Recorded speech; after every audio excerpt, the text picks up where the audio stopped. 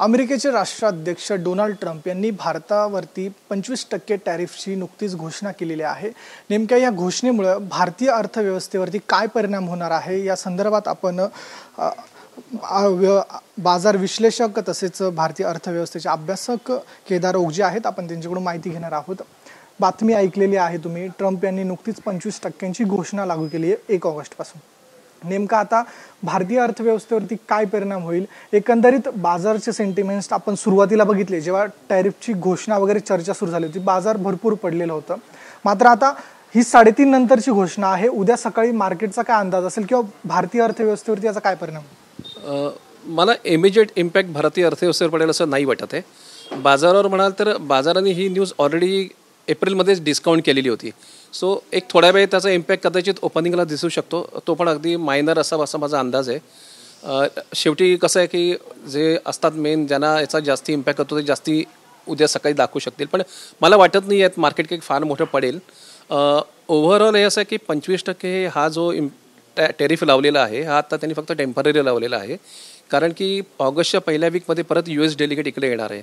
So कुठेतरी एक त्याला सुरुवात करायला पाहिजे असं म्हणा त्या टेरिफच्या कराराला, किंवा त्या अँगलनी त्यांनी हे आता 25% टेरिफ आता त्यात पेनल्टी हा जो त्यांनी शब्द वापरला आहे हा कदाचित त्यांनी आपल्याला प्रेशराईज करण्याकरता किंवा काहीतरी म्हणतात ना की आपण याचा सिरियसली विचार करत नसो, त्यांना कुठे वाटत असेल किंवा ज्या पद्धतीने काही ग्लोबल गोष्टी चालतात त्याचा इम्पॅक्ट म्हणून ते थोडंसं प्रेशराईज करण्याची गोष्ट असू शकते। पण ओव्हरऑल ही सगळी गोष्ट आहे ती टेम्पररी बाजारावर इम्पॅक्ट करेल। मी म्हटलं तसं की GDPच्या काही पर्सेंटेजमध्येच आपण US बरोबर ट्रेड करतो आहोत, त्यामुळे तो जो ट्रेड आहे त्याच्यात आपण त्यांना टेरिफ जास्ती लावतो ही त्यांची कंप्लेंट आहे आणि ती रास्त आहे काही बाबतीत। त्यांनी जेव्हा ॲज अ व्यावसायिक म्हणून या गोष्टीकडे बघायला जेव्हा सुरुवात केलेली आहे तेव्हा त्या पद्धतीने आपल्याशी ते आता फाईट करत आहेत आणि ते त्यांच्या देशाकरता करणार जसे मोदी आपल्या देशाकरता भांडतात। सो हे इम्पॅक्ट काही दिवस मार्केटला दिसेल, पण माझ्या मते आपल्या मार्केटला जो मेन गाभा आहे ना तो मेन टॅक्स बिल जे संसदेमध्ये येते त्याच्यावरती जास्ती फोकस आहे। आणि टॅक्स बिलमध्ये टॅक्स इम्प्लिमेंटेशनच्या काही गोष्टी आहेत ज्या आता काही दिवसांनी TVवर आल्या की कळतीलच, पण त्याच्यावर जास्ती बाजार लक्ष ठेवणे असं माझं पहिलं मत आहे। हा टेम्पररी इफेक्ट असेल आता काय असेल तरी। एकंदरीत भारत आणि अमेरिकेचा ट्रेड किती आहे, कोणता आहे, किंवा जे सर्वसामान्य नागरिक आहेत त्यांच्यावरती परिणाम जाणवेल का थेट? नाही, सर्वसामान्य पब्लिकवरती याचा परिणाम डायरेक्ट नाही जाणवणार, कारण की कसं आहे की शेवटी आपण इथून जे बाहेर पाठवते सर्व्हिस इंडस्ट्री बेसिकली आपल्याकडे खूप आहे। फार्मा सेक्टर आपल्याकडे काही प्रमाणात तिथे चालू होतं, कदाचित त्याचा फार्मा सेक्टरला थोडासा फटका बसेल। म्हणजे उद्याच्या क्षेत्रात कदाचित तुम्हाला फार्माचे स्टॉक खाली आलेले दिसतील। टेक्नॉलॉजी स्टॉक या बाबतीत ऑलरेडी डिस्काउंटिंग मार्केटला केलेलं आहे, त्यामुळे त्याच्यावरही फार मोठा इम्पॅक्ट दिसेल असं मला वाटत नाही आहे। पण आता जसं TCSने 12,000 एम्प्लॉई आम्ही कमी करू, हे ज्या गोष्टी ज्या केल्यात ना ती एक नेगेटिव्ह साईन इंडस्ट्रीमध्ये जात असते आणि त्याचा इम्पॅक्ट खरा जास्ती असतो रॅदर दॅन अशा गोष्टीपेक्षा। सो आपण हे सगळं बघायला पाहिजे। पुन्हा असं आहे ना की जे गव्हर्नमेंटचं पहिलं फोकस होतं कॅपेक्स एक्सपेंडिचरवरचं ते त्यांनी गेल्या बजेटपासून कन्झम्पशनवरती येण्यास सुरुवात केली, पण त्यानंतर काय झालं माहिती का, ते कन्झम्पशन अजून पिकअप घेताना बाजारात दिसत नाही आहे आणि ते दिसत नसल्यामुळे मार्केट एका रेंजमध्ये आपल्याला फिरताना दिसतंय। कॉर्पोरेट रिझल्टही काही एवढे अट्रॅक्टिव्ह नाही आहेत, त्यामुळे गेल्या 3 ते 5 वर्षात तुम्ही जर साधारणचा डेटा बघितलात इंडस्ट्रीचा तर आपण एका स्टॅग्नंट ग्रोथमधनं चाललेलो आहोत, त्याचा ब्रेकआउट कुठे होताना दिसत नाही। तो मोठा कन्सर्न बाजाराला आहे आणि हा ब्रेकआउट जेव्हा इंडस्ट्रीमध्ये दिसेल, मी खरा आता पुढच्या म्हणजे फेस्टिवल सीझन आपल्याला जेव्हा सुरू होईल त्याच्यावरती जास्ती आशावादी आहे की त्यात जर आपल्याला कन्झम्पशन वाढताना दिसलं तर आपली इकॉनॉमी नक्कीच चांगली पिकअप घेईल। अर्थात हे टेरिफ आणि हे जे असतात ना ती चालू राहतात, कारण हे सगळं ग्लोबल क्रायटेरिया आहेत, त्यामुळे आणि जनरल माणसाचा त्याच्याशी एवढा डायरेक्टली संबंधही येत नाही। पण हां आपल्या देशाच्या लेवलला म्हटलं तर नक्की असतो। US ट्रेड डेफिसिट आपलं फार कमी आहे, आपण GDPच्या हार्डली 3 ते 4% हार्डली US बरोबर ट्रेड करतोय, त्यामुळे जो इम्पॅक्ट आहे तो आपल्याला थोडे दिवस जाणवतो, म्हणतात थोडे दिवस जाणवेल, बाजारावर तर थोडे दिवस जाणवेल, कारण बाजाराने ही न्यूज ऑलरेडी डिस्काउंट केलेली होती। त्यामुळे लेट्स सी उद्यावरती काय ते जास्ती फोकस असेल। देशाची काही तयारी दिसते का, अर्थमंत्री असतील किंवा पंतप्रधान नरेंद्र मोदीजी या निर्णयानंतर काय दिसतंय का, काही आर्थिक निर्णय होतील?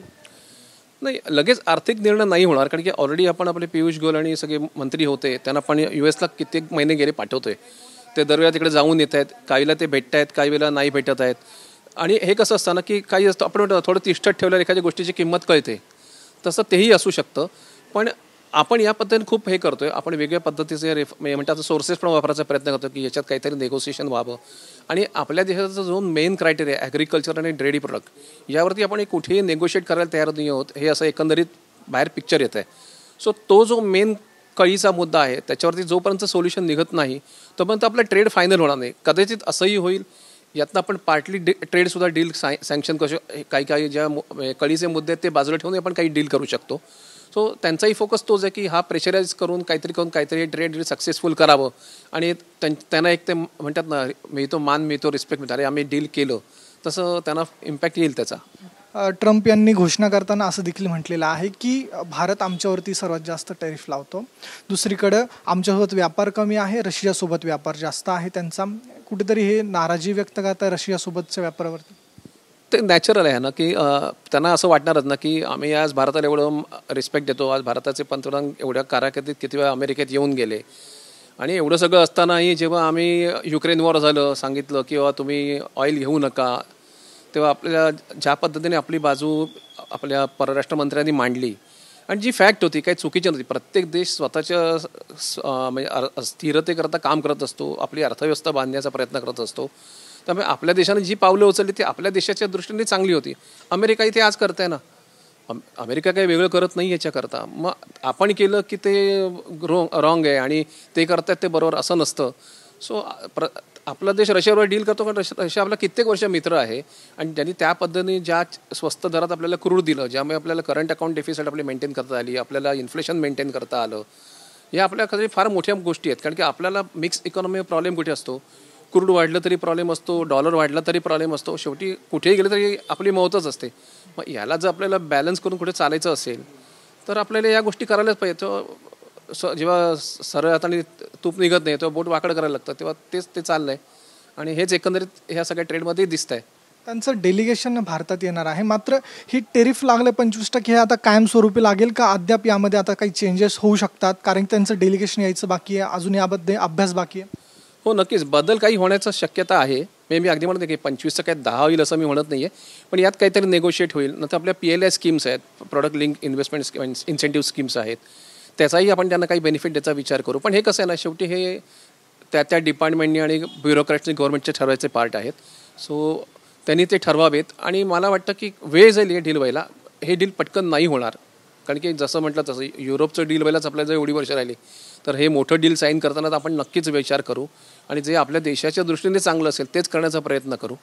काही ठिकाणी नेगोशिएट करायला लागेल, ते आपलं ब्युरोक्रॅट्स नक्की करतील, फिनान्स मिनिस्टर बघतील, वाणिज्य मंत्री आहेत ते बघतील, पंतप्रधान लागलं तर कदाचित मला वाटतं इंटरफेअर करू शकतात. पण आजपर्यंत जे बघतोय ते डिपार्टमेंट काम करत असतं, त्यामुळे त्यांना ते स्वायत्ता देतील काम करताना आणि यातनं चांगलं आउटपुट निघेल.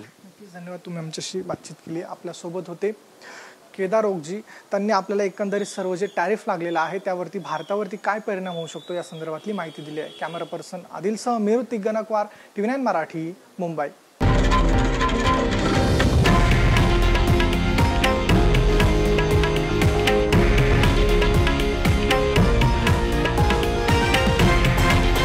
हे आहे देशातील नंबर 1 न्यूज नेटवर्क आणि आपण पाहत आहात TV9 मराठी, एकमेव.